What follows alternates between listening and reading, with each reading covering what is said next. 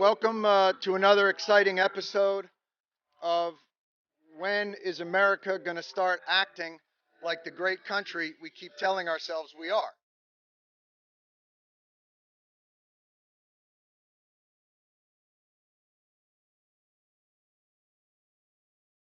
We always have money for war. We never have money for the war fighter. And it's unacceptable. We support the troops until the troops need support. And then we bury it.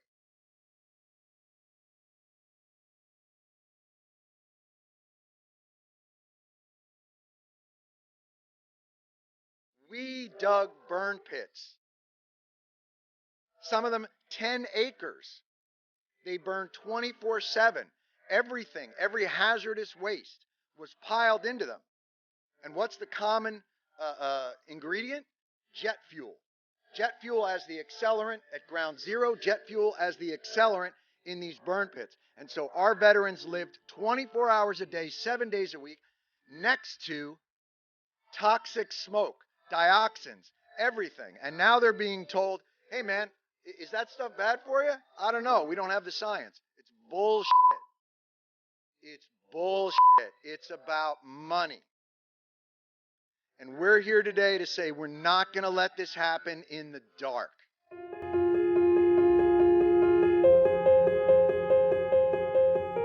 I was diagnosed with war lung disease and a toxic brain injury. The oncologist we saw was astonished and said, "What the hell have you been exposed to? This rare form of lung cancer and rare mucous membrane pemphigoid disease is only due to toxic exposure." He passed this year, May of 2020. When will the government do the right thing and care for veterans with health problems from things they were exposed to on the battlefield? My husband is dead because America knowingly poisoned its soldiers. My daughter's daddy is dead because America poisoned its soldiers.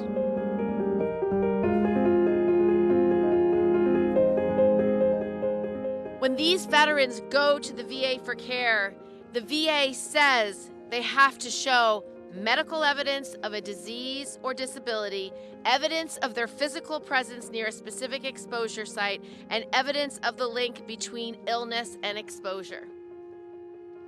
Then, once these veterans have jumped through all of those hoops, the VA has said, as Jon said, the science isn't there. We go to war to serve our country knowing the uncertainty of death or injury.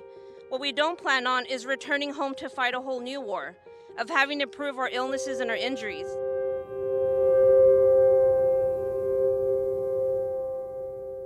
The Presumptive Benefits for War Fighters Exposed to Burn Pits and Other Toxins Act will remove the burden of proof. It will remove that burden from our veterans by establishing a presumptive service connection for veterans exposed to burn pits and other toxins and streamline the process so they can get the benefits they have already earned from the VA.